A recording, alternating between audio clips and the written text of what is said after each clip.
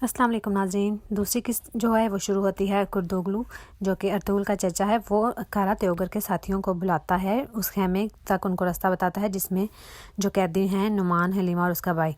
तो कारा त्योगर के जो सालार हैं वो हमलावर होते हैं इनके खेमे में। तो जो एक आदमी है अफसन बे, वो आके उनको बचा लेता है इन कारा त्योगर के हमलावरों से। तो इससे नाम पूछता है दिल्ली द अमीर, जो कि लोहार है। तो वो बताता है कि मेरा नाम अफसन बे है। दूसरी तरफ कारा त्योगर को जब इस बात का पता चलता है तो वो बहुत आग बगोला होता है और वो टाइटस को वार्निंग देता है कि वो इसके एरिया में कत्ल गारत ना करे अर्तुगरुल की, वो जब हलब में जाएगा तब करे। तो सलमान शाह अपने जो सालार हैं वो उनको बुलाता है। वो बताता है कि तुमने क्यों नहीं हमारे मेहमानों की हिफाजत की, और वो उनको सज़ा देता है जो भी सिक्योरिटी गार्ड होते हैं कैदियों के खेमों के। तो दूसरी तरफ जो वो अफसिन बे है वो बताता है कि मैं आपके भाई मेरे हाथों में शहीद हुए थे। जब आप सल्जूक के शहजादे थे तो मैं आपका बहुत ममनून हूँ। मैं आपका बहुत आप में ज़रा भी गरूर नहीं था। मैं इसलिए कारा त्योगर से आपकी जान छुड़ाना चाहता हूँ। तो अफसन बे सल्जूक के शहजादे की आखिरी निशानी के तौर पर हलीमा के भाई को एक चेन देता है। इब्नुल अरबी और अर्तुगरुल की दोबारा से मुलाकात हो जाती है जंगलों में, जब वो हलब के लिए सफ़र में रवाना हो रहे होते हैं। अर्तुगरुल और उनके साथियों पर चूँकि हमला हुआ होता है सलेबियों का, तो इसलिए उसकी में तुरगुत जो है उसकी टांग पर एक तीर लगता है। तो वो उसकी याद के लिए उसके ज़ख्म पर मरहम पट्टी करता है इब्नुल अरबी। उस्ताद आज़म अपने सालारों के साथ मुलाकात कर रहे होते हैं। साथ ही मारियो आता है और मारियो कोई पैगाम लेकर आता है कि कोई इनकी फ़ौज के कोई सालार हैं वो आए हैं, और ये सब मिलने उनको चले जाते हैं। दूसरी तरफ हैमा खानम जो हैं वो आइकज़ हलीमा को लेकर आती है हैमा खानम के पास। हैमा खानम उसकी इयादत करती हैं और उनसे अफसोस का इजहार करती हैं और उनसे पूछती हैं कि वो क्यों लोग आपके पीछे हैं। तो वो बताती है कि उसका कनक कबीले से ताल्लुक़ है। तो वो पूछती हैं कि कनक कबीले में कौन से ख़ानदान से हैं। तो अभी इस बात का जवाब वो नहीं देती। जब सल्चान खातून जो कि उर्दू की बीवी है वो पर्दे दिखाने के लिए आती है, तो हैमा खानम उनको बताती हैं कि पर्दों का जो रंग है इस दफ़ा बहुत फीका है। हमें ताजिर जब जाएंगे तो उनको बहुत कम पैसे मिलेंगे। उस्ताद आज़म एक अजीबोगरीब मखलूक आती है जो 3 लड़कियां सी औरत नुमा कुछ होती हैं। उनको कोई एक चीज़ देते हैं और वो बताते हैं कि जाओ मुस्लिम दुनिया में इनसे शर में जो है वो फैलाओ। तो ये अजीबोगरीब कौम को वो दे देते हैं। दूसरी तरफ जो नुमान है जो हलीमा का बाप है वो उसको बुलाता है और उसको पर्दों का जो रंग है, पर्दों के कपड़े को मजबूत करने के लिए उसको कोई तरगीब बताता है। तो हलीमा उस तरगीब से अमल करती है।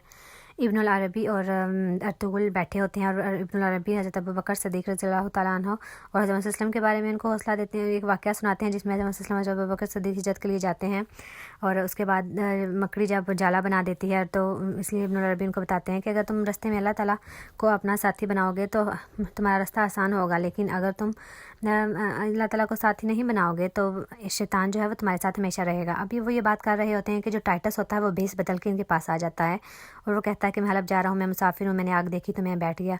तो जिससे ये आप दूसरे का इंट्रोडक्शन करते हैं तो उससे पता चलता है कि ये अर्तुगरुल यानी सलमान शाह का बेटा है, यही मेरे भाई का कातिल है। सलमान शाह अपने बेटे गुंदुगदू को बुलाता है और बताता है कि तुम्हें कबीले की रवायात पर अमल करना होगा और मैं तजारत का जो है सारा हुक्म तुम्हें देता हूँ। तजारत का जो भी सामान है वो तुम्हें जो है वो लेके जाना होगा और 3 दिन में आप लोग काफ़िले के लिए रवाना हो रहे हो। तो पूरे गांव में जो तजारत के लिए चीज़ें रेडी की जा रही होती हैं। दूसरी तरफ हलीमा और आइकज़ मिलकर गोबर के पानी से पर्दों का रंग मजबूत करने में जुट जाती हैं और दूसरी तरफ जो हैं वो हलब पहुँच जाते हैं। हलब अर्तुगरुल, इब्नुल अरबी और सब मिलकर हलब पहुँच जाते हैं। हैमा खानम अपने शोहर सलमान शाह यानी कबीले के सरदार का कोई ज़ख्म पर मरहम पट्टी कर रही होती हैं और वो साथ हलीमा की तारीफ़ करती हैं कि हमारी जो मेहमान है उनकी बेटी बहुत ही हार्ड वर्किंग है, वो बहुत मेहनती है, पर्दों के लिए वो बहुत कोशिश कर रही होती है। और दूसरी तरफ जो अर्तुगरुल है वो दरबार में पहुंचता है। दरबार में एक वज़ीर होता है और वज़ीर को वो कहता है कि हमें कुछ ज़मीन चाहिए, ज़मीन के बदले हम आप लोग को कैदी देंगे। तो जिससे वो कहते हैं कि कैदियों की तादाद बहुत कम बता रहे हो, ये हमारे पूरे दरबार में इतने कैदी हैं जितने इससे भी ज़्यादा कैदी हैं जितने कि तुम हमें दोगे इसके बदले में।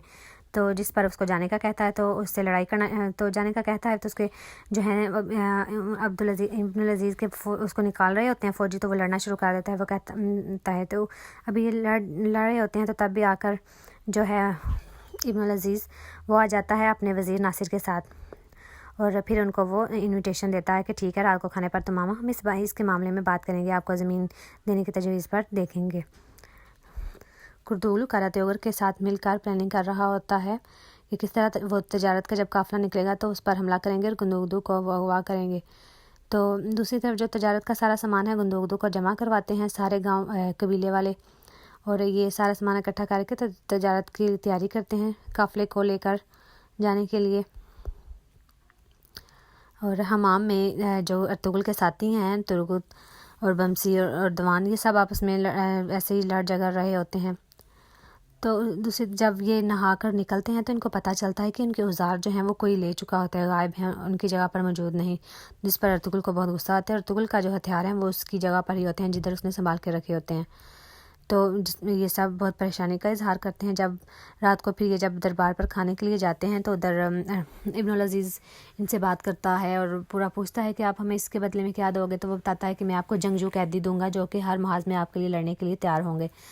تو جس پر ابن العزیز کہتا ہے کہ ٹھیک ہے۔ العزیز کہتا ہے کہ میں تحائف کا بہت شکریہ، میں بھی آپ کو کچھ تحفے میں دینا چاہتا ہوں۔ تو وہ جب باکس لے کر آتے ہیں تو ان میں جو ناصر ہے اس نے ٹائٹس کے ساتھ پلاننگ کی ہوتی ہے ان کو پھنسانے کی، تو وہ جو پورے ہتھیار جو ارطغرل کے ساتھیوں کے چوری ہوئے ہوتے ہیں وہ سامنے لے کر تو وہ ڈالتا ہے کہ اور پھر العزیز جو ہے بادشاہ وہ کہتا ہے کہ تمہارے تو جنگجو اپنے ہتھیاروں کا نہ خیال رکھ سکے، وہ میرے پوری ریاست کا کیا خیال رکھیں گے۔ تو جس پر ارطغرل بہت غصہ ہوتا ہے، شرمندہ ہوتا ہے اور وہ جانے کا کہہ دیتے ہیں۔ ارطغرل پھر جب اپنے کمرے میں جاتا ہے تو وہ اللہ سے دعا مانگتا ہے کہ اللہ پاک میری مدد کر۔ دوسری طرف جو ٹائٹس ہے وہ کوئی نشے والی چیز جو ہے اس کے کمرے میں موم بتی کے اندر کسی لڑکی کے تھرو ڈلواتا ہے جس سے یہ بے ہوش ہو جاتا ہے۔